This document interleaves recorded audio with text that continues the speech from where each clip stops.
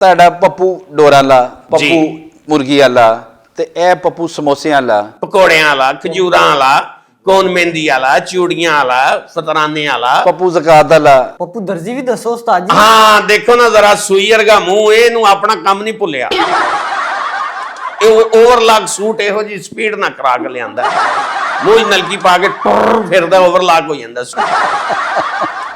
ਤਨਖਾਹ ਟਾਈਮ ਨਾ ਦਿੰਦੇ ਨੇ? ਉਹਦਾ ਅਕਾਊਂਟ ਹੀ ਉਹਦੇ ਕੋਲ ਏ, ਜਦੋਂ ਮਰਜ਼ੀ ਕੱਢ ਕੇ ਆਪਣੇ ਪਿੰਡ ਭੇਜ ਦਿੰਦਾ। ਉਹ ਨਹੀਂ ਕੱਢ ਸਕਦਾ ਨਾ, ਉਹ ਤੇ ਤੁਹਾਡਾ ਅਕਾਊਂਟ ਹੈਗਾ। ਅੰਗੂਠਾ ਇਹਦਾ ਲੱਗਦਾ ਹੈ। ਉਹ ਤੁਸੀਂ ਚੈੱਕ ਬੁੱਕ ਤੇ ਆਪਣੇ ਕੋਲ ਹੀ ਰੱਖੀ ਹੈ ਨਾ, ਉਹਦੀ ਜਿਹੜੀਆਂ ਆਈਆਂ ਨੇ। ਆਨਲਾਈਨ ਟ੍ਰਾਂਜੈਕਸ਼ਨ ਇਹ ਆਪ ਕਰਦਾ ਹੈ। ਉਸਤਾਦ ਜੀ ਦੇ ਘਰ ਦੇ ਸਾਰੇ ਸੌਦੇ ਵੀ ਮੈਂ ਆਪਣੇ ਅਕਾਊਂਟ ਵਿੱਚੋਂ ਲੈ ਕੇ ਜਾਂਦਾ। ਹਾਂ ਆਪਣੇ ਅਕਾਊਂਟ ਚ ਲੈ ਕੇ ਜਾਣਾ। ਇਹ ਮੈਨੂੰ ਪਾਲ ਰਿਹਾ, ਲੋਕਾਂ ਨੂੰ ਇਹ ਦੱਸਦਾ ਕਿ ਮੈਂ ਪਾਲ ਰਿਹਾ ਉਸਤਾਦ ਨੂੰ। ਥੋੜਾ ਜਿਹਾ ਟਾਈਮ ਕੱਢ ਕੇ ਨਾ, ਥੋੜਾ ਜਿਹਾ ਟਾਈਮ ਕੱਢ ਕੇ ਆਪਣੇ ਆਪ ਨੂੰ ਵੀ ਪਾਲ ਲੈ, ਆਪਣੀ ਸਿਹਤ ਬਣਾ ਲੈ। ਨਾ ਨਾ ਨਾ ਘੜੀ ਤੂੰ ਪਾਈ ਆਪਣੀ ਵਜ਼ਨ ਨਾਲੋਂ ਤੇਰੀ ਬਾਂਹ ਦਰਦ ਕਰਦੀ ਪਈ ਹੈ। ਇਹ ਉਸਤਾਦ ਹੋਰੀ ਮਾੜੀ ਸਿਹਤ ਨਹੀਂ ਬਣਨ ਦਿੰਦੇ।